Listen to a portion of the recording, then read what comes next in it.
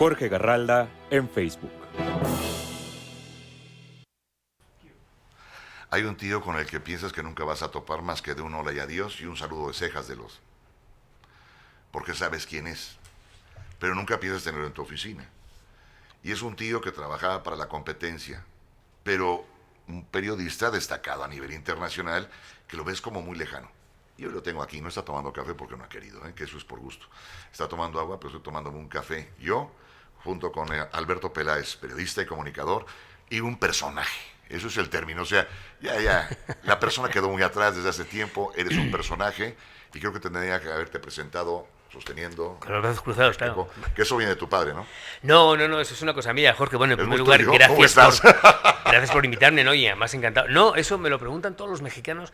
Yo creo que los mexicanos piensan que yo me acuesto y me levanto con los brazos cruzados. Pues mira, todo el mundo me lo dice. Lo dirías en chotis, pero te voy a decir una cosa. Aquí en México, para hablar de ti, mucha gente hace... Sí, te imitan, eres... oye, yo a lo mejor estoy en Madrid, en la calle Serrano, en Velázquez, y me encuentro tres mexicanos y me dicen, usted es el de... Exacto. No, yo creo que mucha gente piensa que yo nací con los brazos cruzados, ¿no? No sé, creo yo. No. Eso ya es bronca tuya, eso ya es un cuento tuyo, pero bueno. No, eso nació porque, también me lo preguntan mucho, cuando yo empecé en Televisa hace casi 40 años, yo era un chico de 19 años, era muy jovencito. Entonces es verdad que a mí el lente de la cámara tan oscura me ponía muy nervioso. ¿Te imponía? Y sí, me imponía mucho. Y entonces cuando aprendía la parte del stand-up, como me equivocaba en una coma, había que repetir y repetir. Y un día cruzo los brazos sin querer. Y me salió la primera, entonces ahí empecé a desarrollar una técnica que es la que he hecho hasta hoy, ¿no? Pero no tiene más chiste que ese. Sí. Yo debería inventarme alguna historia así muy chula, pero la verdad es que la realidad es que es una cosa tan sencilla como esa, ¿no? Si tú me invitas a una historia así muy chulita, yo te perdería el respeto, porque me estarías haciendo un show de un hombre al que tengo que admirar y respetar, porque pocos me platican que hayan cubierto 20 guerras. No, y además me han platicado que hayan entrevistado a ciertos personajes del planeta que yo los tuve que estudiar. Jacobo Zabludovsky, tú, citando a Jacobo, las entrevistas que tenía Jacobo para mí eran maravillosas porque algunos de ellos en la escuela tuve que estudiarlos y él platicó con ellos. Y tú tienes una jugar de entrevistas tremenda ahí para vestir lo que quieras, ¿no? Bueno, debo decirte, Jorge, que mira, yo tengo muchos defectos y tengo muy poquitas virtudes, pero una de ellas... Y además me jacto de ello. Yo soy una persona muy seria, muy honesta en el periodismo. Luego, cuando hay que estar de cachondeo, pues está de cachondeo, ¿no? Pero cuando realizamos nuestra profesión, soy un tío muy serio, muy honesto. Y me gusta practicarlo. Y además, fíjate, yo cuando veo en la calle a mucha gente que me saluda, siempre me dicen lo mismo. Y yo no seré rico económicamente hablando con emolumentos. No tengo grandes emolumentos. Pero tengo un acervo que me dejó el sacrificio del periodismo durante tantos años, y es esa seriedad, esa honestidad, que esa la llevo muy a gala hasta el día que me muera, ¿sabes? Y yo me siento muy orgulloso en ese aspecto, y veo que mis hijos se sienten muy orgullosos de mí en ese aspecto. Te digo, nosotros no tenemos ni yates ni aviones, pero tenemos eso. Déjame citar, por edad lo tengo que citar, pero Jacobo, las entrevistas que hizo Jacobo, pues son entrevistas que no es broma, después pasaron al libro de texto. Pero haber platicado con alguien que después es libro de texto, para mí es muy impresionante. Los hombres y mujeres que hicieron la historia del mundo, pues son pocos los periodistas que se han dado el gusto de tocarlos. Hay algunos americanos, unos españoles, unos mexicanos, son pocos los que han hecho eso, y con vida, menos. Es que Dida es una persona que, Jacobo, más allá de ser prácticamente como un padre para mí, porque yo le quise y le quiero mucho, y además se portó siempre muy bien con mi familia, es que es un hombre que marca, y tú lo sabes, lo sabemos todos los que estamos aquí, Jacobo marca una inflexión en el periodismo, no mexicano, en español. Yo creo que no se concibe el periodismo actual sin la figura, sin esa figura toral que fue y que representó Jacobo Zabludovsky. Y yo en ese aspecto tuve mucha suerte porque pude convivir mucho con él, sobre todo porque me dio muchas enseñanzas él y mi padre. Hombre, el haber podido entrevistar, no sé, a Muammar el Gaddafi, a Yasser Arafat, a Al-Sheikh Ahmed Yassin, que era el líder de Hamás, el líder político de Hamás, el líder espiritual, perdón, a Erdogan, a todos los presidentes mexicanos, a todos los presidentes españoles, a muchos europeos, muchos latinoamericanos, me privilegió, no por ser más simpático o menos, sino me privilegió como un testigo de lo que tú estabas diciendo, de la historia, de esa inflexión, de esa intrahistoria de la que hablaba Unamuno, que es la que hacemos todos los días, todos los seres humanos, para poder escribirla. Y afortunadamente hay muchas cosas que a mí no me hacen falta leer. Yo no tengo que leer nada de la antigua Yugoslavia, ni de Arafat, ni de Irak, ni del Kurdistán, ni de Somalia, ni de Ruanda, ni de Afganistán. Porque las viviste. Porque lo viví. Claro. Y eso, y te repito, eso no te da más dinero, pero sí te da un mayor acervo cultural y periodístico para que a la hora de ponerte delante de un micrófono tengas más sentido de lo que vas a hablar. A ver, pero ¿por qué llegas a esto? Tu padre es periodista, bien podías haberte dedicado a otra cosa, copias a tu padre, pero tú traes un estilo muy tuyo. Bueno, ¿te vas en una línea? ¿Tu padre era colaborador de Jacobo? Sí, claro. Mi padre fue el gran corresponsal que hubo en 24 horas, Joaquín Peláez. Yo me hago periodista, Jorge, porque mi padre... él estudió Derecho, pero él había sido actor. Yo he emulado mucho a mi padre en todos los aspectos, de los 5 hermanos. Él fue actor hizo muchas cosas. Yo fui actor de doblaje durante 10 años, hace 40, 35. Y mi padre escribía muy bien, yo he escrito varios libros. En fin, y intenté siempre emularlo, pero para ser una persona que dignificara su memoria. Yo no quería nunca ser ni más guapo, ni más simpático, ni mejor que mi padre, no. No estaba ni está en mi ADN, pero sí emularle y dignificar la figura de Joaquín Peláez. ¿Esto por qué te lo contaba? Se me fue el avión como decían los mexicanos. Que ha respetado a tu padre, lo ha seguido los pasos muy bien. Sí. ¿Y cómo empiezas en este negocio? Yo empecé en el periodismo. Porque claro, yo vi el micrófono y el teléfono cuando hablaba pasaba las notas a Televisa, y yo lo veía desde que tenía 4 o 5 años. Entonces, yo me acuerdo que un día, con 5 o 6 años, un niño le pregunta a su padre: papá, ¿pero tú qué haces? Porque a mí me gustaba mucho lo que hacía. Y mi padre me contesta: y yo cuento cuentos, pero cuentos que son reales. Y a partir de ese momento, aquel niño, aquel Albertito Peláez, quiso emular a su padre y quiso ser periodista. O sea, yo por eso sí lo tengo muy en la sangre, muy en las venas, muy en mis poros de la piel, el haber sido periodista. No, hombre, no era previsible, no era imposible, pero no era previsible que yo, no sé, manejar el Challenger, porque no lo vi en casa, ni supiera de astronomía. ¿Mamaste eso en casa? Lo mamé en casa y... ¿Pero son 5 hermanos? Somos 5.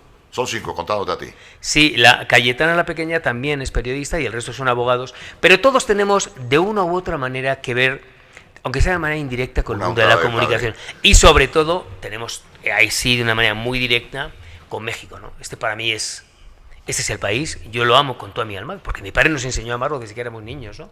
Y en mi caso, la conjunción de periodismo hecho por mi padre y por Jacobo y México van de la mano.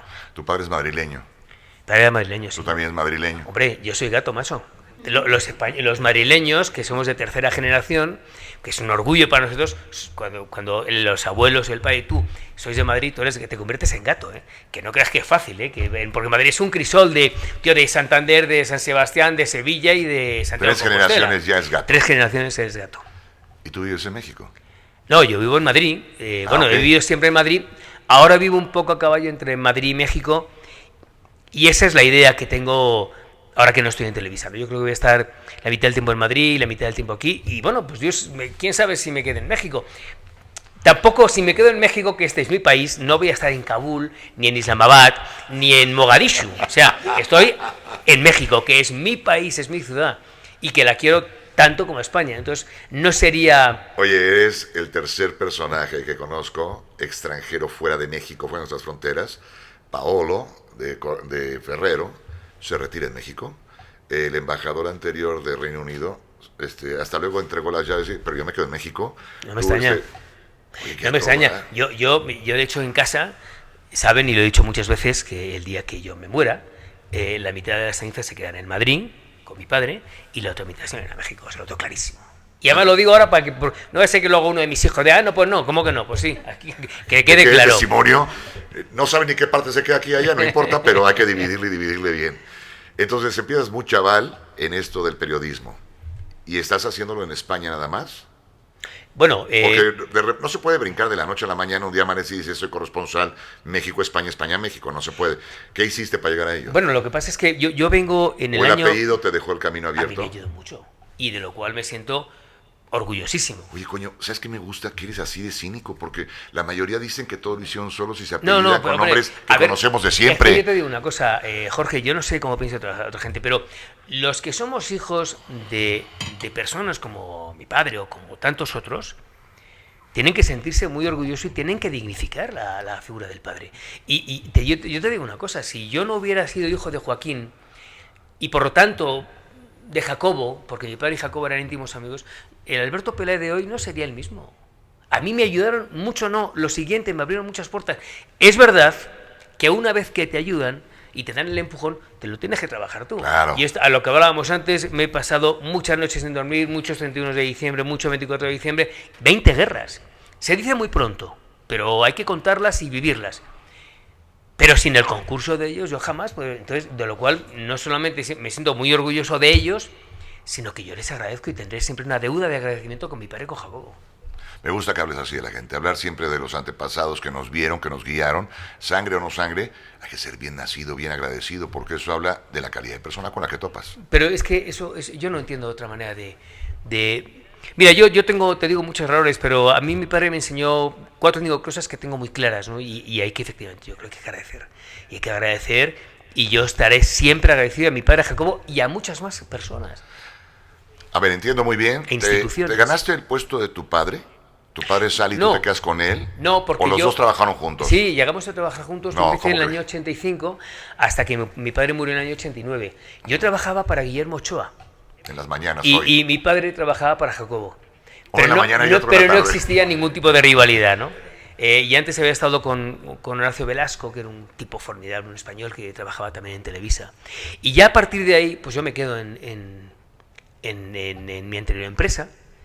Y bueno, la verdad es que el desarrollo, pues hombre, fue un gran desarrollo, porque fíjate, por Madrid, al ser Madrid, no es que sea Alberto Peláez, al ser Madrid, claro, Madrid representaba muchas cosas y por ahí pasaron políticos, empresarios, sociólogos, deportistas, actores, cantantes, y todos pasaban por mi micrófono.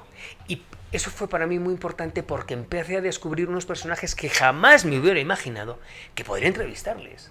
O sea, para mí el acervo de estar en Madrid con Televisa fue formidable. Formidable. Te respalda una gran empresa en ese momento de comunicación, Televisa, y te vuelves Televisa España, ¿no? Podría decir que toda la Bueno, oficina yo de Televisa fui el España- corresponsal jefe de Televisa España durante muchos años, claro.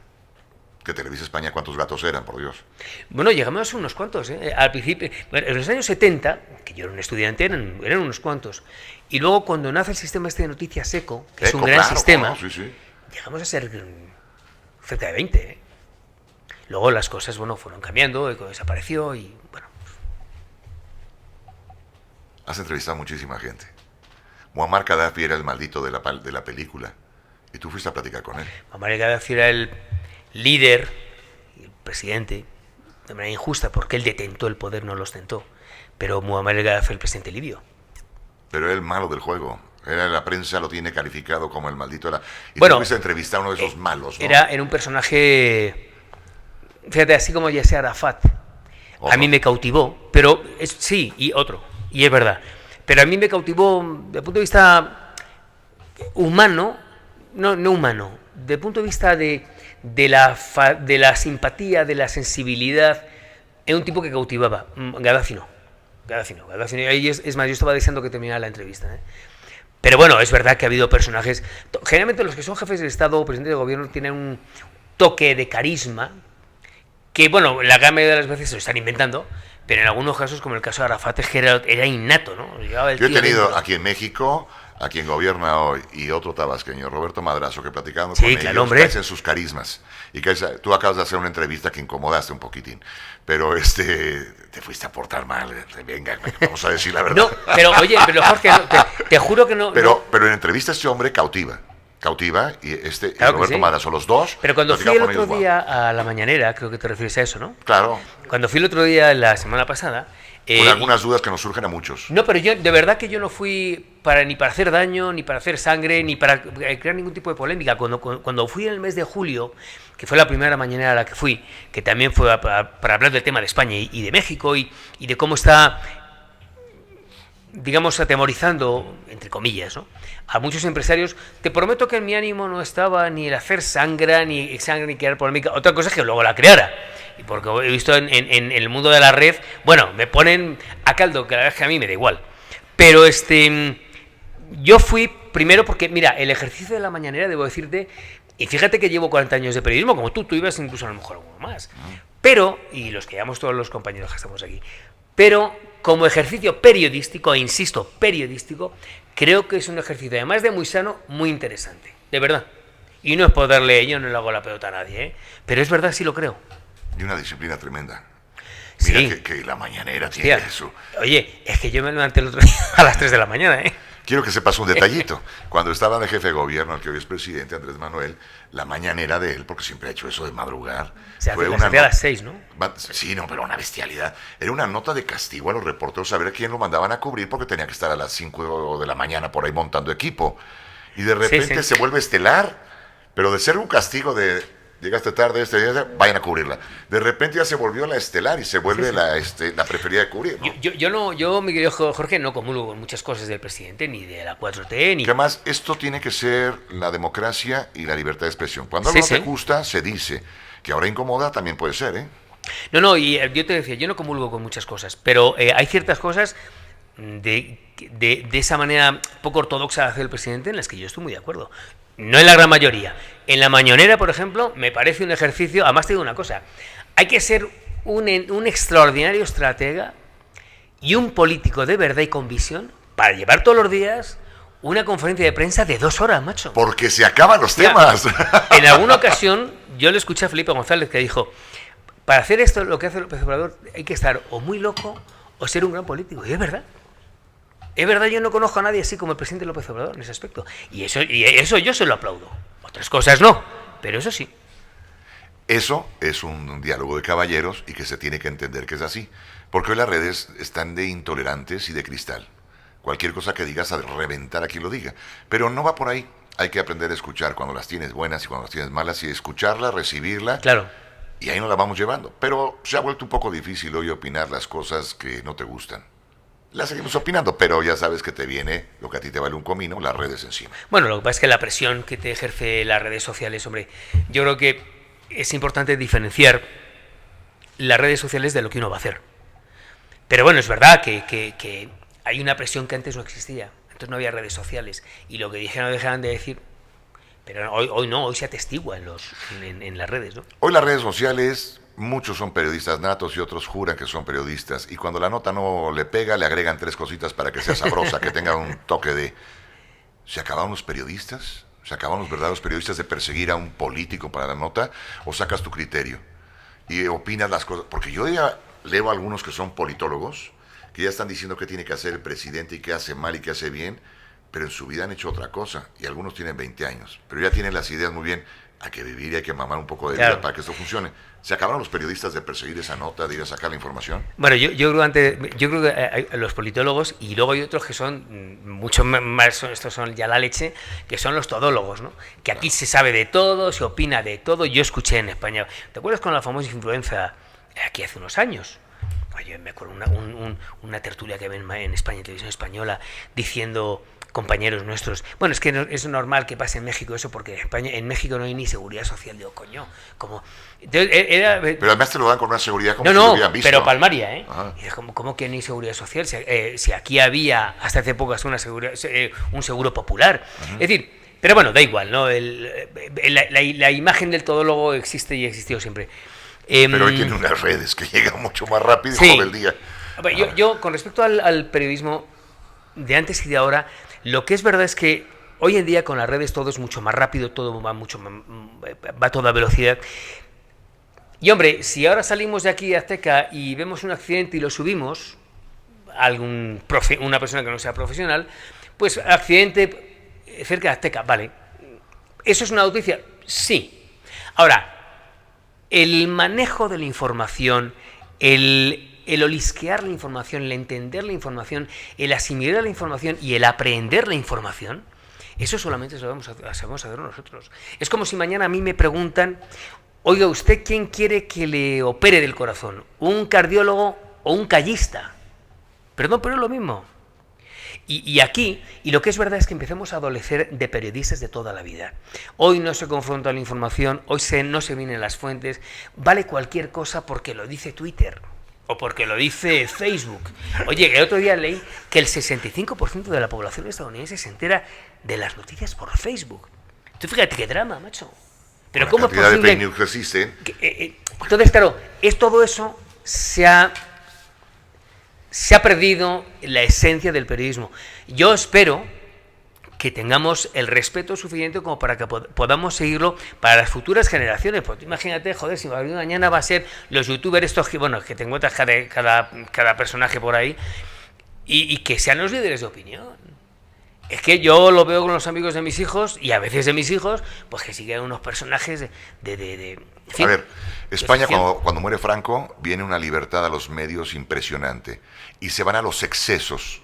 Lo leí en un artículo español. El famoso libertinaje. Sí, el libertinaje que el público dijo, basta, y los hizo llegar a una televisión más cómoda para la familia, claro, más mesurada, más abierta que otras televisoras. Pero cuando muere Franco, es un despertar de la televisión y lo que no pudieron gritar por años lo gritaron. Los que no se pudieron encuerar se encueraron. Lo que no pudieron hacer lo hicieron 3 veces. Y de repente hoy han llegado a una televisión muy cómoda de ver y de disfrutar. Claro, lo que tú dices que es así, le llamaron en España el destape. El destape, claro. Un destape físico de las mujeres. Las minifaldas se volvió una locura en ese momento. Claro, hombre, lo que pasa es que, mira, se divorció quien nunca en su vida pensó en ello. Sí, y el aborto y con tantas cosas, ¿no? Empezaron las cosas, se fueron a la locura. Te cito esto porque... Y la droga, y en fin. Creo yo que este despertar de los youtubers y las cosas que tenemos que escuchar, sí va a reventar mucho, pero va a llegar un momento que la gente ya exija realidades y fuentes. Yo escucho y leo a los especialistas de verdades absolutas hasta de mi propia vida que digo, ¿neta? Que yo no lo sabía. Bueno, pero todos tienen la verdad y la gente se basa en esa información. Pero esto son clímax, ¿no? Altas y bajas que tenemos ahora. Mira, lo que dices, no lo había pensado así, pero es muy cierto, ¿eh? A lo mejor, ojalá más sea así, como tú lo dices, porque tiene todo el sentido. Es verdad que en la transición española los primeros años fue un desastre terrible y aquí se aparecía de todo y lo que existía y lo que no existía, y ahora y luego fue a esos medios de comunicación más ecuánimes, más eclécticos, y puede pasar lo que tú dices, efectivamente, que la gente luego se dé cuenta que un youtuber está muy bien y que un influencer está muy bien y que todos conforman la personalidad de una persona y la manera de entender la información, pero es verdad que cuando uno quiere entender y conocer la información tiene que ir a las fuentes de verdad. Los youtubers tienen una gran popularidad momentánea hasta que empiezan a caer en errores y en exageraciones y alguien las va pescando. Y aparece un contra-youtuber que empieza a matarlos. Claro. Pero carreras de youtuber no son largas, ¿eh? Hoy los ve a muchos de ellos en el éxito. Les ponía el ejemplo, quien se saca el pene en el celular, se va a las nubes y en 15 días hay alguien que se saca el pene y se pone un happy face y muere el primero, crece el segundo y lo matará otro que haga lo más loco. Hoy la fama dura 15 minutos. No existen las famas viejas. Mira, como halago para nosotros, un Peláez en internet no va a funcionar. En 15 días nada más y se acaba. No entienden eso. Por eso los youtubers les surge entrar a televisión, a la que va a desaparecer según ellos, les surge entrar a televisión que es como su graduación, sus ligas mayores, haber llegado a la maestría. Pues es verdad, tienes mucha razón. Yo creo que estamos en un campo completamente virgen, a pesar de que ya lleva unos cuantos años. Y es ahí donde viene la jugada de las canas. Sí, sí. La experiencia, porque yo paso algunos tips para las redes y funcionan de maravilla. Y los chamaquines que me ayudan con ello dicen, ¿pero cómo lo hizo? Dije, unas horas de vuelo, hijo. Llegan unas horas en el negocio y sé las cosas que pegan, ¿no? Pero bueno. La experiencia siempre fue la experiencia, Jorge. Y contra eso no puedes luchar. Ahora, dime una cosa que me preocupa. ¿De tus entrevistas cuántas son? Porque te voy a poner un comparativo actual. ¿Cuántas? ¿Qué he hecho yo? Sí. No, pero de las que son impresionantes, de esos personajes. No sé. Que, ¿cientas? Es que no lo sé. Hombre, son 37 años, 40 años del periodismo. Pero de esos personajes que mueven el planeta. Muchas decenas. Decenas, ok. Fíjate qué diferencia que hoy puedes solicitar una entrevista con personajes de ese calibre vía celular. Y el tío hace una entrevista con Zoom. Y tú, cuando entrevistas cara a cara, que nos estamos aquí, esto es como perritos orinando cada quien en una esquina para ver el territorio de cada uno, como entre gitanos no le demos la mano, estamos viendo nuestro comportamiento de manos, de pies, de todo, ¿o no? Mirada, claro. Miraditas. Y en el celular, por abajo de la mesa le haces... Claro, claro. Alguien decía por ahí que había un periodista en Televisa que las entrevistas se las daban por teléfono, porque siempre existía la oportunidad de decirle que se le cortó la llamada. Ah, Si se ponía tarugo. Y ahora, bueno. pero hoy te la dan por un celular y la gracia de irle a ver. hombre, yo estoy de acuerdo contigo. Lo que sí creo, y fíjate que yo no soy un tío digital, pero bueno, uno tiene que ir reinventándose. Pero lo que es verdad es que se me acaba de ir otra vez el avión. Se me acaba de ir el avión, no sé qué te iba a contar también. Que estamos hablando de que la experiencia y las canas, la entrevista en vivo, nunca pasará de moda. La gente se conforma hoy con que te la den por celular, pero la gente sigue esperando una entrevista cara a cara de la gente. Eso va a tener que regresar. Y la experiencia y las tablas que tenemos. Mira, tu llegada al Palacio a entrevista al rey Juan Carlos. Hoy le puedes decir al rey Juan Carlos que si te da una entrevista por celular, le conectan el celular porque no es lo suyo, se lo conectan, habla un poco, se saldrá de cuadro. No estás viendo el movimiento de sus manos. No, estoy de acuerdo. No estás viendo quién lo rodea, quién lo asesora, quién dice eso. No. Claro, es que además cuando todo es presencial, pues estás en contacto con el cuerpo de la persona, con la mente de la persona, con el alma de la persona y con el espíritu de la persona. Cuando estás en un Zoom, no estás en contacto con nada. Más allá de una voz que aparece a través de un teléfono celular, ¿no? O un ordenador. Y no sabes cuántos le asesoran. Hoy los exámenes en las universidades lo están haciendo frente a un espejo. El maestro tiene que ver el celular y el espejo para que vea que no hay nadie que le está soplando al alumno. Ha tenido que diseñar esas cosas porque esto nos puede ayudar a mentir deliciosamente. Es que, fíjate, mi querido Jorge, hasta, como dices aquí en México, hasta los acordeones, coño, molaban más antes. Las chuletas que hicimos en España. Exacto. Yo me hice alguna chuleta cuando estaba latín, porque no me entraba en el ICAECOC. Y, joder, yo tenía unas chuletas que eran así. Bueno, era obra de arte. Claro, que me digas hoy... Los acordeones aquí en México. Los acordeones, ¿no? Debo confesar que en alguna ocasión hice algún acordeón. No, aunque yo fui buen estudiante. Mira, vamos a confesar más claras las cosas. Acabas de decir que hacías unas obras de arte, o sea que no hiciste un acordeón, hiciste varios. Sí, sí. Perdóname decirte así de golpe, sí. Que ya tus maestros habrán muerto, es verdad, pero es si hay verdad. uno vivo que sepa... Especialmente en latín. Que si el griego se me daba muy bien, el latín muy mal, ¿no? Entonces, te digo, me los hacía así, con el Rodring, que era ¿os acordáis?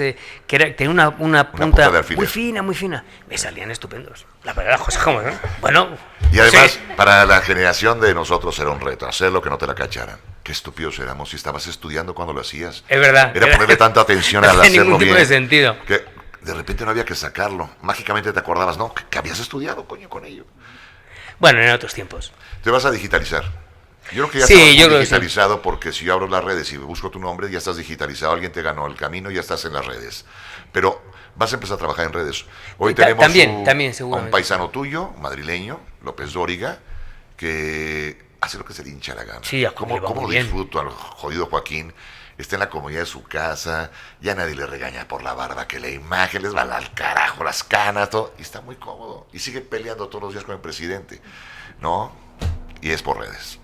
Bueno, es que hay una parte positiva, ¿no? Ya me acuerdo lo que te iba a contar antes, que tiene que ver con el tema de las redes.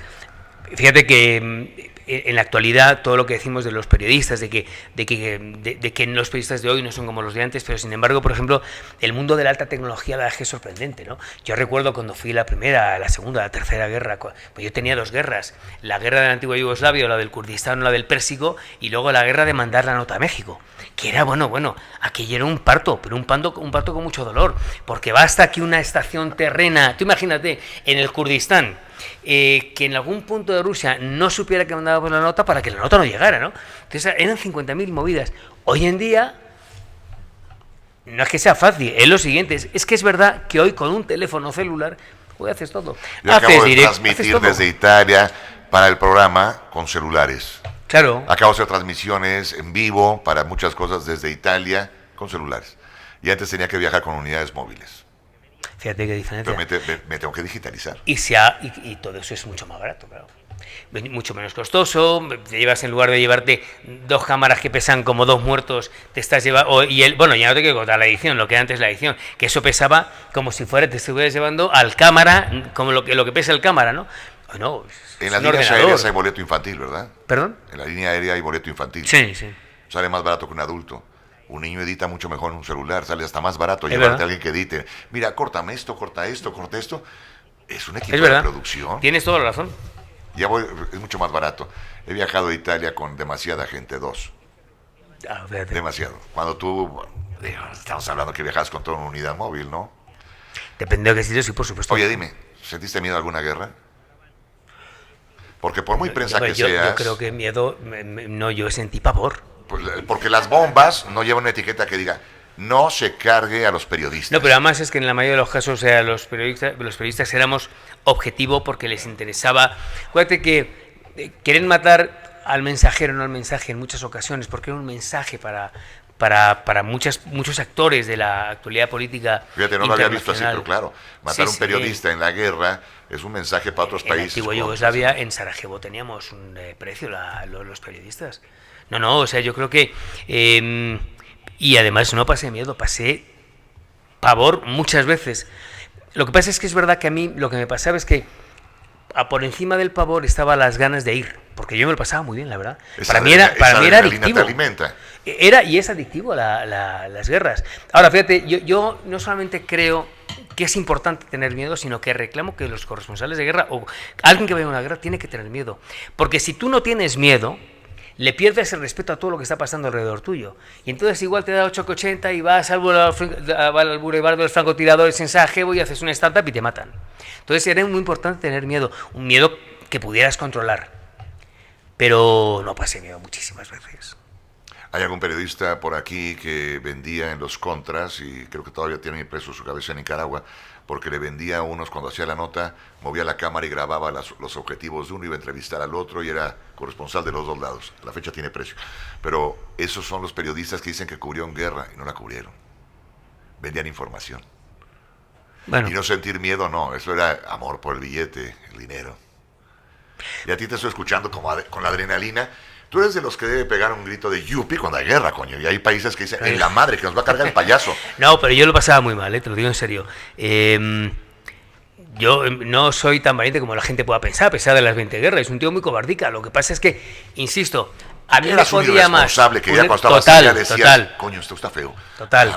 A mí me podía mucho más las ganas de estar en una guerra que el miedo. Yo me acuerdo con mi Juanito, con mi cámara, Juanito Cobo, salíamos, no sé, de Bagdad. Y en el avión, te lo juro, en el mismo avión, estábamos pensando y ya estábamos organizando y pergeñando cuál iba a ser nuestra próxima guerra. O sea, es que no parábamos, fueron 20 años de no parar. Claro, a guerra por año. Y entonces, pero es verdad que yo me lo pasé muy bien y no me arrepiento de nada de lo que hice en las guerras. A pesar de que estuve a punto de cruzar el límite muchas veces y de ver el Averno y ver la calaca, como decimos otros mexicanos, ¿no? Pero fueron las 20 guerras las atesoro como 20 tesoros para mí.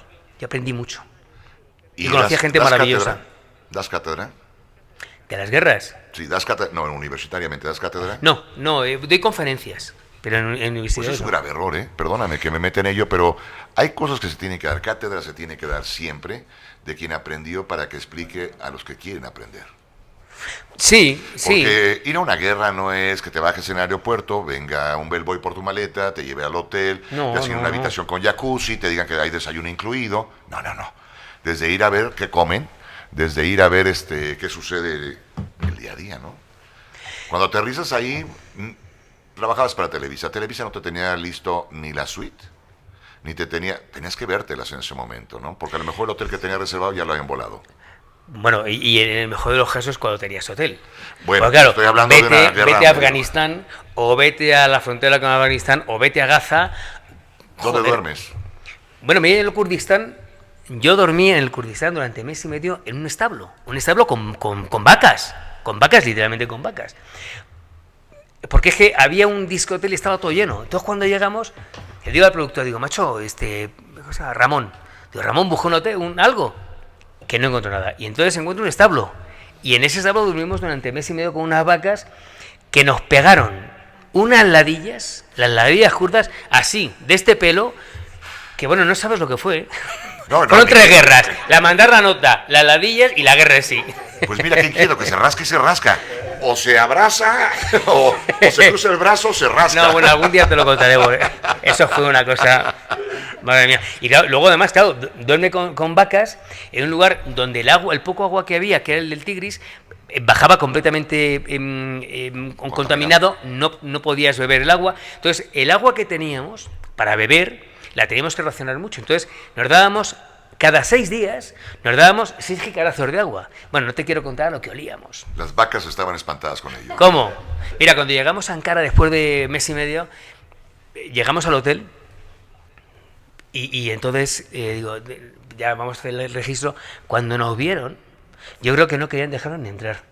Olíamos Indigentes a moro, a choto, a tigre de Bengala olíamos. Pero bueno, fue fuerte del show, ¿no? Pero te gustaba, o sea que eso... Me encantaba, eso quita. me pero encanta. Yo creo que la gente que tiene un tipo de experiencia la tiene que transmitir para enseñar a quienes no. Porque lo que tú viviste en una guerra ya no se va a volver a vivir.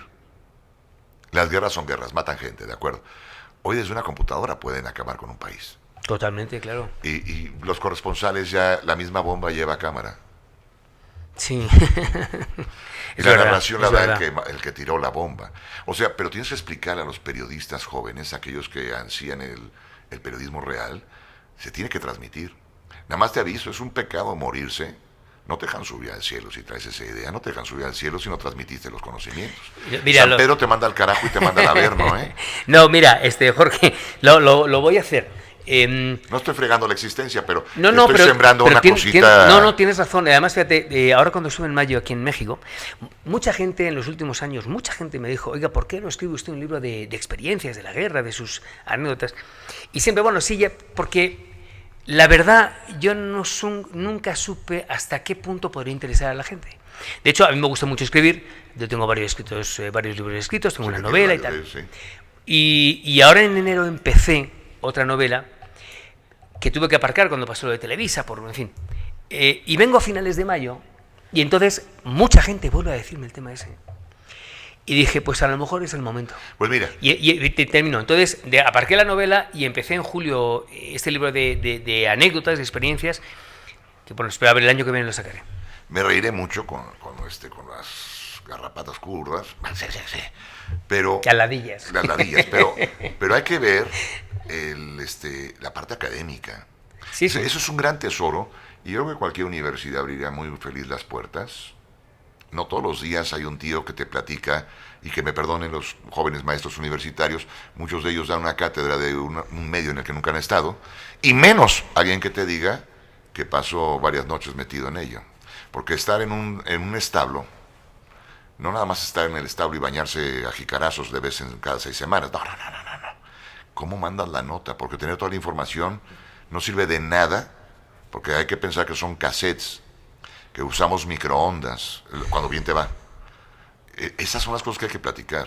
Sí, porque hoy mucha verdad. gente no valora lo que cómo se consiguen las cosas de verdad, y se conforman con un youtuber que les dice que el presidente Andrés Manuel López Obrador tiene 3 pezones y que es francés. Y la gente jura que está pasando eso, ¿no? ¿Toma, atiende esto? Es verdad, bueno, es verdad. Sí lo voy a hacer. Además, fíjate, hay una parte mía muy academicista. Mi padre nos enseñó a mis hermanos y a mí a ser personas lo más actuales posible, lo más preparados posible, ¿no? En casa, en los años 70, siempre tuvimos lecturas muy interesantes a pesar de la dictadura franquista o con la dictadura franquista. Y yo soy una persona que siempre tuvo el gusto por estudiar, por leer, por prepararme por mi padre, ¿no? Entonces, es verdad que debería, o lo digo en condicional, pero lo voy a decir en presente, debo de también esa experiencia transmitirla. Lo que pasa es que nunca he sabido, de verdad, Jorge, te juro que no es una falsa modestia. Yo no soy una persona que diga, voy a enseñar y voy a... Porque es que tampoco he sido así nunca, ¿no? Porque a veces pensé que era un poco pretencioso. Pero igual tienes tu razón, es verdad. Bueno, sigue pensando que eres pretencioso y que te lo diga otro, que ya te lo he dicho. No, sí. Te lo dije yo, no lo dijiste tú. Sí lo voy a hacer. Y ya cuando llegues a la universidad, decir, Garralda me dijo que venía a la cátedra. No, sí lo voy a hacer, Jorge. Yo creo que se le debe algo a las experiencias que tuvimos la oportunidad de vivir. Es verdad. Hoy veo gente que habla de países y es un fondo falso y está retratado en todos los lugares del mundo y no ha salido de México o de su país. Y el día que se le mueve un poco la toma se le acaban los seguidores porque no viajaba. Y recibe dinero por viajar falsamente. Y se retratan en hoteles, y se retratan en las pirámides, y se retratan en la Torre Eiffel. Y como alguien pesque que es un Photoshop, se le acaban los seguidores. Pero hay marcas que les pagan por hacer esa mentira. Bueno, a ver, cada quien encuentra la forma de vivir. Y a ellos les ha resultado muy lindo. Claro. A nosotros nos gusta esa que sabe a madrazo. Que sabe... Conozco México, que yo me pregunto muchas veces si los candidatos a la presidencia de la República o a los gobiernos de los estados han recorrido los lugares que yo. He recorrido todo México. Bueno, eso es muy importante, lo que dices. Y de repente he visto una pobreza que... No puede ser, no puede ser. Es México. Y de repente he detectado algunos que hablan con una facilidad de México y de unas cosas... No es cierto. Y cuando uno lo ha recorrido, cuando está bola de loco, dice, no es cierto, este cuate está mintiendo y quiere que votemos por él. No. Hay que transmitir esas cosas, si no es una deuda. Debe ser triste ver a un muerto con cara de angustia. Que le abras la caja y digas, bueno, mira, no hizo nada, por eso tiene cara de enojo. Bueno, tú no lo lleves a esos extremos, ¿no? No, pero sí, de verdad sí lo voy a hacer. Dice que soy bueno convenciendo. No, ya lo joder, de aquí me voy a la UNAM. Como está cerca además. Pues estoy seguro que gustaría y además te ibas a sorprender. Y voy a citar a tu maestro. Dice que cuando Jacobo daba cátedra en la universidad, tiene un número de asistentes al aula. Jacobo, hago la mención, lo acusaban que era parte del gobierno, que era el cuarto poder. Estar en los zapatos de ese hombre cuando hacía periodismo es lo que hay que analizar, lo que se podía decir, cómo se tenía que decir y lo que tenías que insinuar. Es una época de periodismo donde te pueden asaltar sin querer, sin robarte, para quitarte la vida. Te moría la gente. Era un México duro. Y decían que tenía una plantilla, no sé si de 60 alumnos, y se les sentaban en la escalera los oyentes, abrían las ventanas y él tenía que decir, ¡hasta aquí! Y cerraban la puerta. Pero tenían las ventanas abiertas para que diera cátedra en la UNAM. Cuando lo escuché de gente de la UNAM, de los viejos de la UNAM, dices, wow, un día quiero dar cátedra con ese broncón. Porque hay otros maestros que son muy buenos y tienen 4 personas tomando la cátedra con ellos. Sí, bueno, es que Jacobo era un abrevadero. Oye, total, ¿no? Te entregaron las palmas de Antena de Oro a ti, ¿verdad? Sí. A Jacobo también. Sí. Y a mí también. Ya me han dado ese. Oye, es un galardón de mucho prestigio, ¿eh? Aquí no les hizo más gracia en México, no, pero la Antena de Oro. La Antena de Plata ya tiene su enjundia, pero la Antena de Oro es la Antena de Oro, ¿eh? En España la Antena de Oro es uno de los premios periodísticos más importantes que hay, junto con el premio Ondas y que te voy a platicar como anécdota, que cuando me platican de ello, dije, está padre, muy bien. Lo recibió nada más Jacobo en México. ¿Nada más? Venga, pues sí vamos. ¿Cómo ves? No, hombre, la Antena de Oro. ¿Por qué la dio en la antena? ¿Perdón? ¿Por qué te la dio en la antena? Es que fue hace como 15 años por mi trabajo. Coberturas, no, por la corresponsalía en Televisa. En España. A mí cuando me la dieron, juro que en el casino de Aranjuez. Sí, ahí era. Ahí es. Ahí es. Los ganadores que se veían de la televisión siempre ahí en España, del radio, la prensa escrita, se veían y cuando me vieron, entrar un tipo de 1,90 vestido de smoking. Es una planta, macho. Bueno, pero es invitado de alguien. Y cuando me hicieron el reconocimiento con un video, porque era el extranjero, los vi inmediatamente en los celulares, buscando mi trayectoria y viendo de dónde sacaron este tío. Claro, pues hombre, es que tú 1,90 con smoking tienes que impactar. Sí, no es lo mismo que yo, meseros. que no es lo mismo ser lo del, como dicen los mexicanos, el príncipe charro que pinche chaparro, ¿no? O lo mismo. Oye, qué mexicanizado lo tenemos, Hombre, por favor. Oye, ¿qué vamos a hacer? Tenemos que hacer algo juntos. Yo encantado. Jorge. Mira, yo te enseño a dar el puñetazo que doy al terminar el programa y tú me enseñas el cruzadito de brazos. Sí, hombre, vamos a hacer sí. un gran equipo, ¿eh? ¿Sabes Macho, dónde me quiero cuenta retirar? Conmigo, estoy desempleado ahora mismo. Pues me quiero retirar en Madrid. Bueno, es que Madrid es una gran ciudad. Mira, Madrid, si puedo ir a comer a un restaurante. Hombre, por favor. Que tiene mesa en la calle, lo pido. Si voy acompañado, no. Pero el paraguas. Te sales a la terraza, va a haber gente. Porque es un crisol, como tú dices. Yo no sabía que 3 generaciones hacían un gato. Hombre. Pero tienes razón, son de todos lados. Sí, sí, Y sí. ponerte en la calle a ver pasar gente, a mí se me enfría la sopa, Nel. Bueno, es que caminar en Madrid, la verdad es que es muy agradable. Madrid es una ciudad muy, muy caminable, es una ciudad muy bonita, muy agradable. En fin, está mal que yo lo diga porque yo soy gato. No, pero te lo estoy diciendo coño, yo, la verdad. que estoy acá de este otro Sí, lado. por eso tú. No. Y además, fíjate, Madrid está lleno de mexicanos siempre, ¿no? Que le aportan ese prurito divertido, porque es que yo no sé, los mexicanos son los tíos más divertidos del mundo. O sea, yo cuando estoy en Madrid, estoy con alguien, algún amigo mío, no, es que estoy deprimido, digo, búscate un mariachi y un tequila. Yo mexicano, vas a ver cómo se te acaba la historia para siempre. Es que sois tíos muy divertidos. Yo me muero de la risa con los mexicanos. Tenéis una capacidad de entender las cosas. Bueno, lo que hablamos a mí y ahora, los memes son los mexicanos son los memes más divertidos del mundo mundial, por encima de los españoles. Oye, después del sismo, después de los que estaban montados en la canasta allá arriba volando, Bueno. sacaron Terror en Iztapalapa como cartelera de película, dije, amo México, amo México, amo México. Iztapalapa con lo del teleférico, ¿no? Sí, claro, rápidamente sacaron el meme de que parecía como si fuera película, ahora se lo enseño. Qué graciosos son. Y la verdad es que sí me tuve que reír porque así somos los mexicanos. Sí, Así somos los mexicanos. Y eso a mí me da un gusto tremendo porque esa creatividad es bestia. No, creo que todavía no acababa de temblar cuando me llegó el primero. Pánico en Iztapalapa, dice como cartelera de cine. Es que eso es la leche. Sí. Mándamelo luego, por favor. Pero por favor. Que os tengo que enseñar a mi mujer y a mis Oye, hijos. tenemos que hacer una agencia de gente interesante. Y hay mucha, ¿eh? Formas de cubrir las notas y cada quien con su expertise. Sí, claro. Oye, además, cada uno con su personalidad, como dices tú, con su expertise, claro que sí.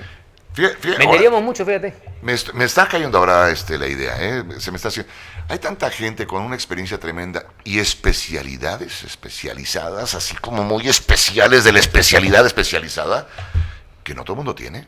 Sí, que el tío Porque que... ahorita todo el mundo quiere ser todólogo. Sí.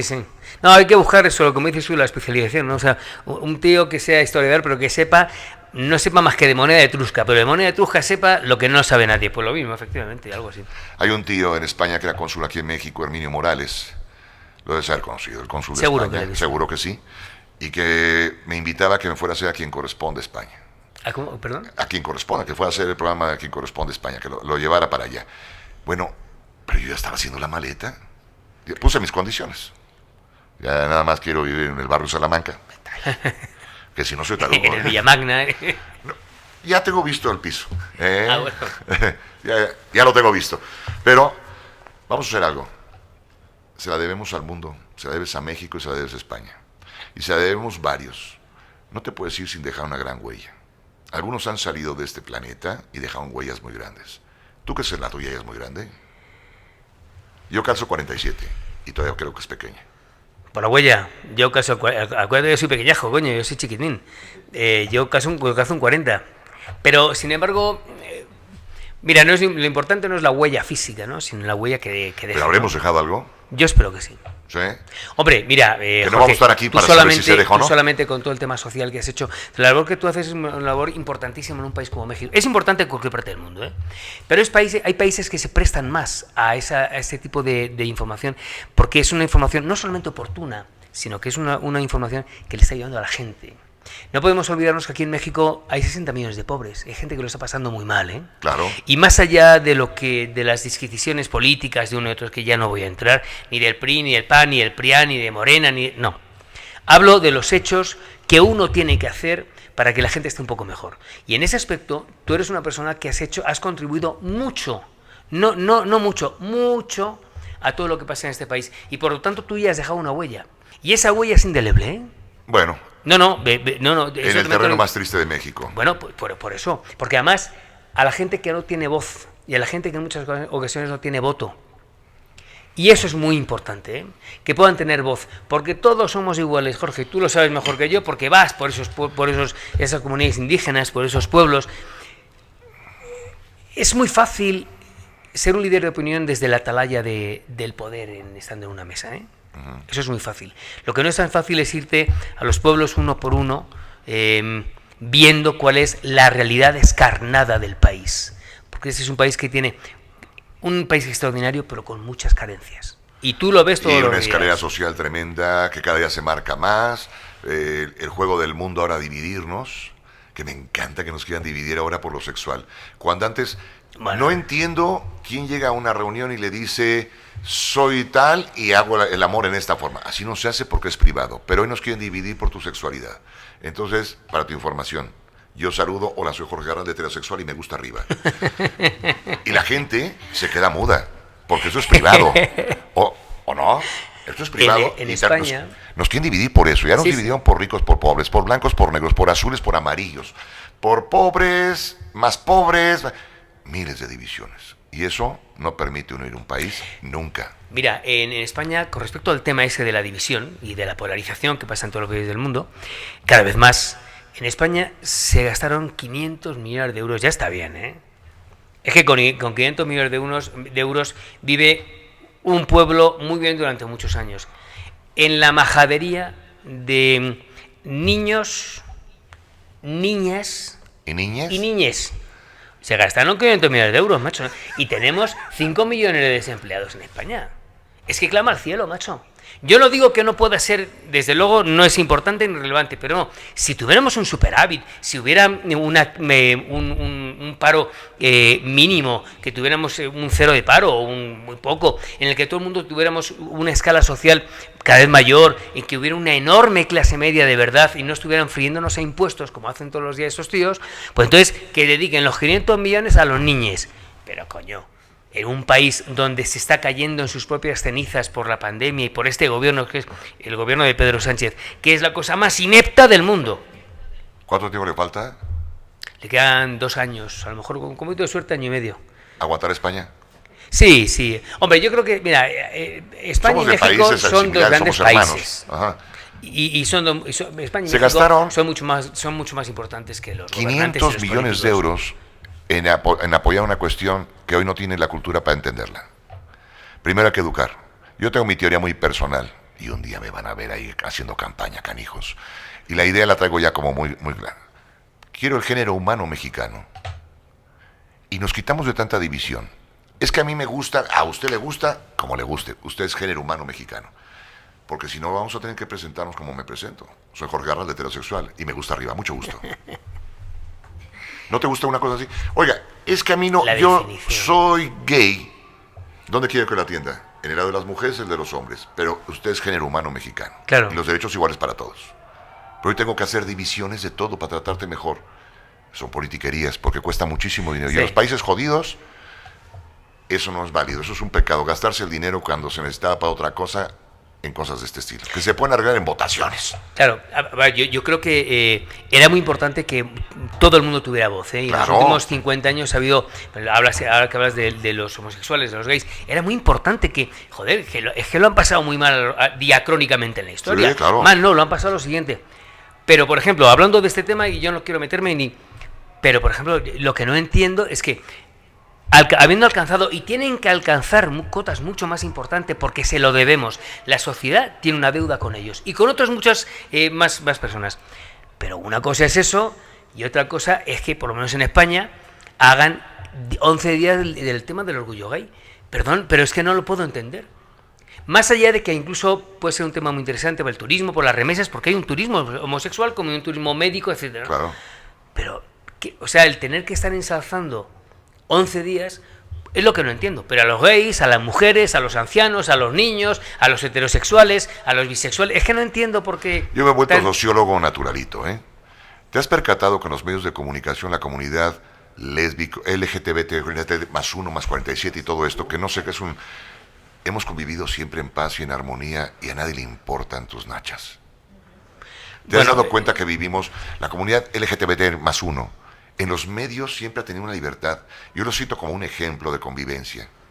Yo tengo aquí compañeros que han sido homosexuales siempre, no acaban de salir, como dicen, del closet, y lesbianas siempre, y tenemos transgéneros siempre. Y vivimos tan a gusto, a nadie le importa tus relaciones sexuales. Tu intimidad después de que cierras la puerta es el pandero de cada uno y que lo toque como quiera. Sí, pero eso hoy, y es verdad. Pero eso somos un del gran siglo ejemplo de XIX convivencia. o hasta 1960, joder. De verdad, Lo entiendo y hay que darle ese pobres, lugar, y hay que ayudar. pero no hay que detener el mundo para que esto suceda. No, eso no, estoy de acuerdo. O sea, Estoy de acuerdo. ejemplo de convivencia, nosotros. Por favor, señor Peláez, ¿cuánto de la gente de la comunidad gay ha trabajado con usted por años, hombro con hombro? Y usted no lo tomó en cuenta ni lo separó del grupo. Bueno, Ni lo separaron a usted. Y le invitaron a la misma fiesta. cualquier otra cosa sería absurdo, ¿no? Yo no lo En entiendo, los no lo medios veo. somos un ejemplo de convivencia, bueno, magistral. Porque lo último que nos interesa saber aquí es tu sexualidad. Lo que queremos saber es si sabes editar, redactar, Claro. escribir, conducir, manejar una cámara, lo que hacemos en el negocio. Sí, sí, así es, así es. Pero bueno, estamos en tiempos distintos, tiempos nuevos. Yo creo que todos somos neófitos y estamos en pañales, ¿no? ¿Tienes casa en Madrid? Claro, si yo iba a Madrid, claro. ¿Quieres cambiar a Puebla de México? Se me está ocurriendo un negocio, ¿eh? Mira, Bueno, hay que verla, hay que verla. Yo también tengo que ver Seguramente sí. seguro que sí, porque estaría muy bueno eso. La comunidad española que vive en México y que es parte de la sociedad tiene un sistema de vida en México que buscan el clima más cálido. Para cuando en España los dientes cascarean, están en Acapulco. Bueno, que ahorita Acapulco está en la fregada, pero están en los climas más cálidos de México. En Ixtapita. Sí. O a la inversa. Y los van cambiando y así van viviendo 6 meses, que es más o menos lo que estoy escuchando que traes en planes tú. No te incomoda eso, ¿verdad? Lo sigo estudiando, pero yo más o menos es algo así. Hablando de frío, joder, el frío que hace en Madrid, ahora en enero cuando pasó lo de... Además, fíjate que Las nevaditas. Sí, pero hubo una nevada que nos tapó todo Madrid durante un mes, fue una cosa bestial. Yo no parecía que estábamos en Helsinki de verdad, o en Groenlandia. Y la bautizaron a la Ventisa como Filomena. Digo, coño, hay nombres aquí en México utilizáis esos nombres para los huracanes. Los huracanes, no sé, hay muchos, ¿no? Pero joder, Filomena, coño. Pero bueno, en fin, esos son los meteorólogos, que son los que saben. Oye, una pregunta. ¿Los españoles están preocupados todavía porque no han ofrecido el perdón necesario? No, te pregunto porque cuando fui a recibir el premio salió el tema y tuve que jugar al embajador, dando una explicación técnica y demás. Pero, ¿cómo es? La reina Isabel lo hizo, no sé si ese documento todavía tenga vigencia. Pero además es que, mira, y cuando yo hablé le pregunté al presidente en julio sobre este tema, no era de la carta, me la comentó. El presidente me dijo, nunca nos mandaron ningún tipo de respuesta. Sí, y sí. Eso no es verdad, porque el que en aquel entonces era ministro de Exteriores, que hoy es comisario de Exteriores en la Unión Europea, Josep Borrell, a las 4 o 5 horas me contestó. No contestó quien seguramente desde las 4T querían que contestara, que era el rey.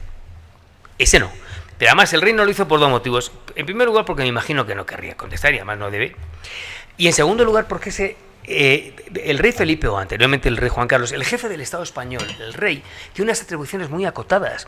Y más allá de ser el capitán general de los 3 ejércitos, que ahí sí, el rey no tiene ni voz ni voto. O sea, cualquier cosa que haga el rey pasa primero por Moncloa. Y es Pedro Sánchez, o antes Rajoy, etcétera, etcétera, el que dice, esto sí señor, esto no señor. Y no lo hubiera aceptado bajo ninguna de las maneras Moncloa que hubiera contestado al rey, porque es que no lo hubieran dejado. Mucha gente me decía, es verdad que estás hablando con un monárquico, y es un tío muy monárquico, lo he sido toda la vida. Pero en España decían el año pasado con el tema de la pandemia, ¿cómo es posible que el rey no haya estado en las colas del pan y en las colas del hambre? Tan sencillo como que no le dejaban. No, es Reino Unido. No, al rey no le dejaban. Y claro, como hay una parte de desgaste por parte de este gobierno, fundamentalmente del lado de Podemita, de los de Podemos, de querer cargarse la monarquía para llegar a la república, ¿qué es lo que hacen? Opacar al rey. Pero lo que pasa es que lo que no entienden es que el rey es una estrella, y las estrellas brillan por dentro, refulgen. Y el rey es así. Y además el rey es el tío más preparado para la política española, con diferencia. Si el rey se presentara mañana en las elecciones, yo le votaba, y le votábamos todos los españoles. El rey Juan Carlos. Rey Felipe. El Felipe. Es el rey que tenemos. El rey Felipe. Okay. Don Juan Carlos está pobre, me da una pena porque... No, ahora está en Abu Dhabi, desterrado, poco menos que en el ostracismo. Lleva un año. Mira, con respecto al rey Juan Carlos, es verdad. Yo creo que el rey, don Juan Carlos, cometió muchos errores en los últimos años. Lo de la novia Corina, lo de los elefantes en Botswana, lo de su familia, el yerno que se lo llevó crudo. Sí, claro. Pero donde el gran error de don Juan Carlos es que es verdad que recibió comisiones, que eso no es ilegal. Lo que era ilegal es que no pagara Hacienda, no tributara Hacienda. Cuando a Corina, su antigua novia, en Londres, la graban furtivamente, Corina dice una cosa que tiene toda la razón. Y dice Corina: Juan Carlos no tiene conciencia de lo que está bien y de lo que está mal. Tiene toda la razón, porque es que el rey en España, antes don Juan Carlos o don Felipe, es una figura inviolable. Que eso está muy mal. Eso habrá que modificarlo radicalmente, porque no puede ser que en el siglo XXI tú puedas matar a un tío y no te pase nada. O te hagas inmensamente rico sin haber tributado a Hacienda y no te pase nada. No. Pero es verdad que don Juan Carlos no tenía ese concepto porque nunca lo había visto, nunca lo había mamado. Y ahí es donde se equivoca el rey. Pero también te digo una cosa, Jorge, yo creo que don Juan Carlos, en el cómputo global de los 40 años que estuvo reinando, hizo muchísimas más cosas positivas, pero muchísimas más cosas positivas que las pocas cosas negativas. Oye, Si hoy estamos en España en el mundo del progreso, entre otros, fundamentalmente... a ver, hay una cuestión ahí. Yo tuve con el rey Juan Carlos, con el elefante, la novia, y cuando las cosas caen, caen. Y me tocó ver una serie que les recomendé a ustedes, 3 capítulos, que se llama El Rey. Ah, la de... Sí. De repente dije, qué jodida vida la del tío. No, fue muy dura. Qué jodida vida. Y me puse a analizar puntos y a leerle. Él podía haber reventado España cuando muere Franco y la controla. Sí. En los golpes y demás, Estado controla a él. Y es la figura que va controlando. Los grandes negocios que llevó, las relaciones públicas que llevó, mucho lo movió. Pero eso es lo que te estoy diciendo. Pero que se le olvida a la gente. Es que porque el español tiene una memoria muy cortoplacista. Ah, no, es que lo somos te de la estoy misma... diciendo. Sí, estamos en el mismo barco, somos hermanos. Pero es verdad que la memoria es muy cortoplacista y dices, coño, es que el rey es verdad que la ha fastidiado en muchas cosas, sí. Pero oye, es que lo que tú estás diciendo es que hoy podíamos estar en un sistema tan atávico como el de Franco. Y gracias a él es el que lo para, a pesar de que luego dice, no, la conspiración, el rey estaba detrás. Fíjate, don Juan Carlos hereda de Franco el ser el jefe del Estado omnímodo, como lo era Franco. Y dice el rey, ya no puedo seguir así. España tiene que mirar esta... Y que era una monarquía que le quedaría a un rey perfecto. Una monarquía absolutista del siglo XIX. Ajá. Para don Juan Carlos, a modo y manera de don Juan Carlos, en el que España iba a ser su latifundio. Y él dice, no, hay que buscar una España del progreso. Y te digo que hizo muchos sacrificios don Juan Carlos, y creo que es muy injusto la manera como se le ha tratado, especialmente este gobierno. Bueno, yo te confieso que cuando vi lo del elefante dije, no, mejor. No. Lo de la novia dije, no, mal, me jodas. muy mal. Y de repente, por azares de la vida, me cayó esto. Y después vi una serie que se llama The Crown, que además yo soy... Estupenda. Una flojera tremenda para ver una serie de este calibre, porque conforme pasa algún momento, yo le pongo una pausa y consulto. Así como no, porque que bien hechas están basadas en mucho... Tienen su novelada, para darle los encantos, porque está de hueva esa vida, pero tienen su noveladita, pero están basados en cosas muy importantes y en cosas reales. Y ahí me cambió el punto de vista y dije, qué ingratos, si este tío les trajo la modernidad, si este tío toma una España muy antigua y de repente la moderniza. Totalmente de acuerdo. Y es una monarquía que no tiene propiedades, que no es como la inglesa que es dueña de todo. Bueno, no, efectivamente, la británica es la monarquía, tienen todo de ellos, ¿no? Incluso, es más, al lado de Buckingham hay muchas casas que les pertenece al tío que está durante 50, 60, 70 años habiéndola pagado, pero sabe que el dueño siguen siendo los monarcas, ¿no? Y en el caso de España, no. Es verdad que los palacios los pueden utilizar los reyes, pero no son de los reyes, ¿no? Y de hecho es el ministro de Presidencia el que es un poco el cancerbero, el que cuida los palacios, ¿no? Pero no, en España en ese aspecto ellos lo utilizan, pero no es de ellos. Tú ves España y ves México, ahorita podemos hablar de España, lo estamos viendo desde fuera. ¿Cómo ves México cuando estás en España? La tenemos muy difícil, ¿eh? ¿Me preguntas a mí o a los españoles que...? No, a mí. Ti, pues nada más estamos tú y yo. Esta bronca aquí está entre los dos. ¿Cómo? Anda que mi respuesta. He estado gallego total, ¿eh? Joder, macho. Me preguntas Tiempo. A favor de los gallegos. Yo he contado chistes de gallegos, me he reído, y un día hice un viaje de Santiago a Compostela con un chofer gallego. Llegué hasta Barcelona, por todo el norte. Con la gallego, pues te hartarías, ¿no? No tienes idea de la cultura del tío. Sí, sí. Y debo reconocer que en el Luis Vives, mi maestra de química, la Mena, era un genio gallego. Entonces, ya cuando cuenta chistes de gallego ya no me hace tanta gracia. Ya. No, pero me he visto galleguísimo. No. Es verdad. Bueno, Pero ¿cómo nos ven? Porque cuando estuve allá, me hicieron algunas preguntas y llegué a una conclusión personal y la he comentado en televisión aquí. La historia de México que me enseñaron tiene sus asegúnes.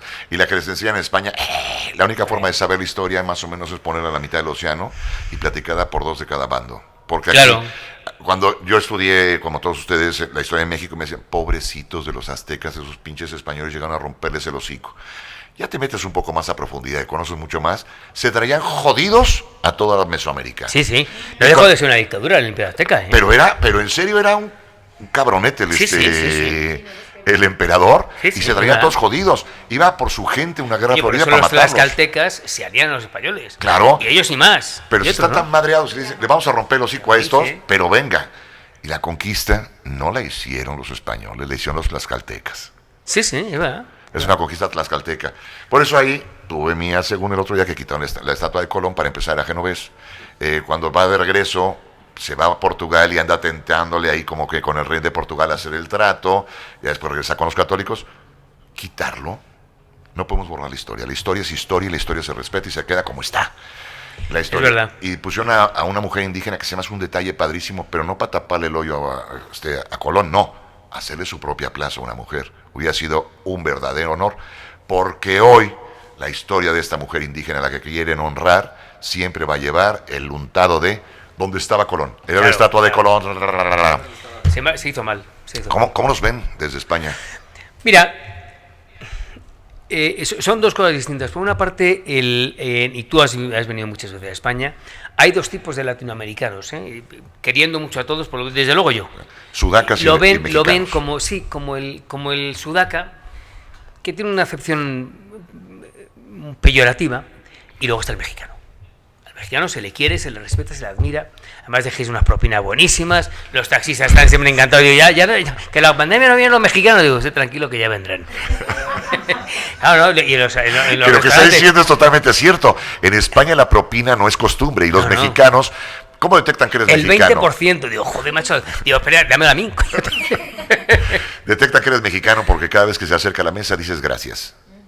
Y para cerrar, haces un porcentaje que va entre el 10, 15 y 20, según cómo te hayas sentido atendido.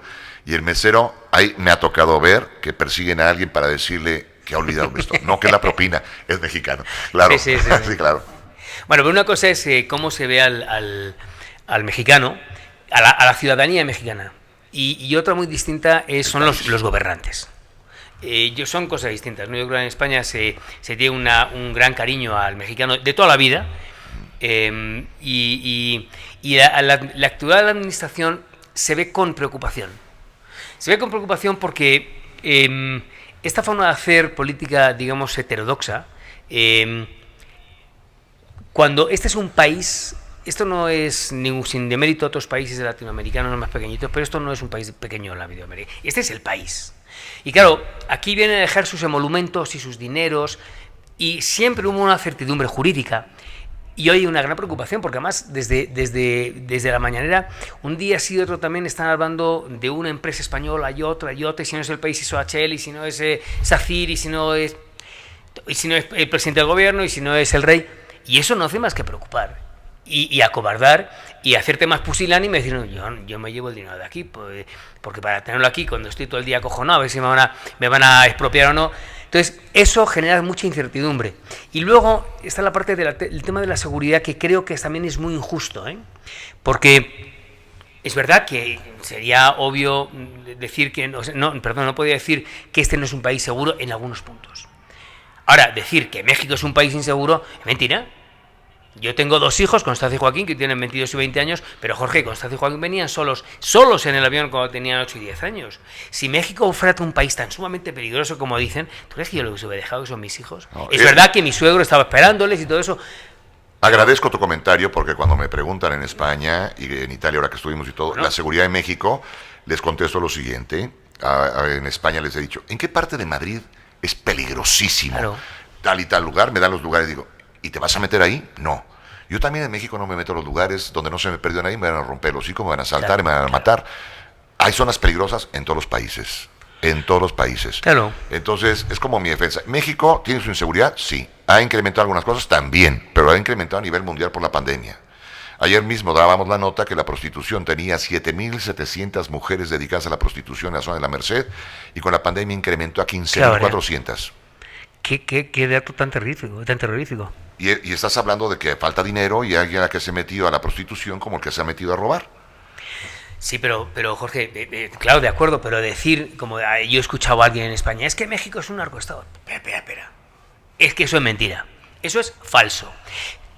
Que el narco está vivo, sí. Que el narco está muy vivo, sí. Que el narco ha entrado en algunas dependencias, también. Sí. Pero tú no puedes decir que México es un narcoestado, coño. Exacto. Y además, la parte de la culpa la tenemos nosotros. Porque yo, las fotos más terribles, me estoy acordando ahora una pierna de que salía de vitriolo, de una cubeta de vitriolo completamente, bueno, imágenes muy duras, ¿no? Solamente las he visto en España en primera página en los periódicos, o medios de comunicación aquí que se ven allí, y eso tampoco responde a la realidad. Y yo reclamo, como hispano-mexicano que soy, como mexicano que me siento, que no se puede hablar así de mi país, de nuestro país. No, yo no lo admito. Sí, diciéndote, es verdad que hay partes peligrosas, no, muy peligrosas, pero el país no es así. Exacto. Oye, qué bien, me da gusto eso. Y acabas de decir una frase que yo estoy en la idea de recobrar y no dejar que se nos vaya. Somos hispanoamericanos. Eso de los latinoamericanos es un mote que nos están poniendo desde hace tiempo. Somos hispanoamericanos. Y el susto que les ponemos el día que hagamos una alianza comercial los hispanoamericanos. El que hagamos un acuerdito comercial España, México y para abajo, ponemos en jaque porque surtimos al mundo de muchas cosas. Claro, estoy de acuerdo con Son ideas revolucionarias que no están mal. Que tiemble la Unión Europea. Oye, pues lo dirás de broma, pero somos más jaladores y menos quisquillosos que la Unidad Europea. Sí, que la sí. Unidad Europea todo el mundo quiere que le sirvan como le gusta. Y además todo el mundo se quiere marchar. Gran Bretaña, ya se han ido en el Brexit, y tú haces un referéndum, y hay mucha gente que no cree en la Unión Europea. Aquel concepto primigenio de la Unión Europea, de Schuman, de Gasperi, de gente que decía, coño, yo creo en la Unión Europea, porque el concepto es muy interesante, son los Estados Unidos de Europa, que es hacia donde queremos ir, pero claro, te empiezas a darte cuenta que cada uno tira por su lado. Si es que en el fondo de Europa, Jorge, tampoco tenemos, no nos unen muchas cosas. Si tú vas de aquí, todo el mundo habla español. En España, en Europa hablan español en España, pero tú vas a Francia hablan francés, y en Finlandia hablan finlandés, entonces las religiones también son distintas. El choque que hubo desde el punto de vista histórico entre católicos y protestantes creó dos Europas muy divididas, muy distintas. Los católicos somos los de abajo, los protestantes son los de arriba, les va mucho mejor a los de arriba que a los de abajo. Y en fin, ahí hay muchas cosas lo que pasó en la antigua Yugoslavia, en el año 92, tampoco hace tanto, en pleno corazón de Europa. Oye, quiero agradecerte que hayas pasado un rato conmigo aquí. Al contrario, me lo he pasado muy bien. Yo me le paso mejor que tú, te lo puedo garantizar. Yo creo que tienes una deuda por los viajes, las entrevistas con la sociedad, y hay que dejar algo. Ya has dejado las notas que armaste tú con las entrevistas, lo que has hecho periodísticamente ya quedó grabado en un tape, en un video, ya está en las redes, pero debes todavía mucho, porque para hacer ese video hay muchas cosas que nadie sabe, las que hubo que pasar, hubo mal comer, hubo mal vivir, y como has dicho, tener miedo para muchas de las cosas que haces. ¿Alguna entrevista te llevaron vendado? Sí. ¿A cuál? A la de Sheikh Ahmed Yassin, el líder de espiritual de Hamas. Fue terrible aquella historia. Pero, a ver, entonces todavía no lo puedo despedir, tengo que saber eso. No más que ya están diciendo los tiempos, pero a ver, dime una cosa. Cuando te vendan los ojos, no sabes si es una broma y te dejan salir o incomodas al personaje. Si ya te lleva vendado, es un tío que tiene muy pocas pulgas. Yo pensé que nos habían secuestrado, porque esto era el año 2002 o 2003, y ya en aquel entonces empezaba los secuestros a los periodistas, a los occidentales. Afortunadamente lo que estaban buscando es que no supiéramos dónde iba a ser la entrevista, porque 2 años después de entrevistar a Sheikh Ahmed Yassin lo mataron. Era un target del ejército hebreo. Entonces lo hicieron por eso, pero claro, yo no lo sabía, o no lo sabía en ese momento. ¿Tú y tu camarógrafo? Que Juanito y yo tuvimos, no sé, como 3-4 horas dando vueltas por toda Gaza con los ojos vendados para poder entrevistarle. Y te prometo que pensé, digo, me van a secuestrar. Bueno, me han secuestrado, ¿no? Pero bueno, estoy aquí. Y no lo puedo leíste el contar. epílogo al libro, coño. Pues mil gracias, te agradezco mucho que hayas estado aquí con nosotros. Sé que ahora estás planeando nuevas cosas, estamos muy pendientes de qué vas a hacer. Si resulta interesante, invítame. Si nada más vas a quedarte callado y guardarlo para tus nietos. Tú y yo tenemos que hacer algo, Jorge, ya veremos. Tenemos que hablar. Tenemos que planear algo porque una agencia de especializados no existe. Bueno, algo haremos. Como decís en México, alguna travesura. Alguna travesura de esas que harán mucho ruido y dirán que andamos por ahí. Alberto Peláez, periodista y comunicador y un gran personaje. El ser humano a todo dar, pero el personaje más interesante, porque el ser humano, yo sé que desayuna, come, cena, duerme ya. Es buen padre, buen esposo. Bueno, no tanto, porque como periodista nadie es buen padre, abandonamos las familias. Es verdad. Pero periodísticamente es un personaje que valía la pena tomarme un café con él. Y hoy, platicando como empresas, hoy es un día histórico porque antes nunca nos hubieran dejado tomar ni medio café. De las dos empresas nos hubieran dicho de lo que nos íbamos a morir. Sí, bueno, sí. de la mía no, ¿eh? De la mía no, son bien tolerantes. De la tuya sí. De la anterior mía, posiblemente sí. No Sí. En la mía te hubieran dicho, ¿qué hiciste? Y en la tuya te hubieran dicho, es lo último que hiciste. Bueno, quién sabe, ¿no? También han cambiado mucho las cosas. Gracias a ti, Jorge. Cuídate mucho. Gracias igual. Alberto Peláez.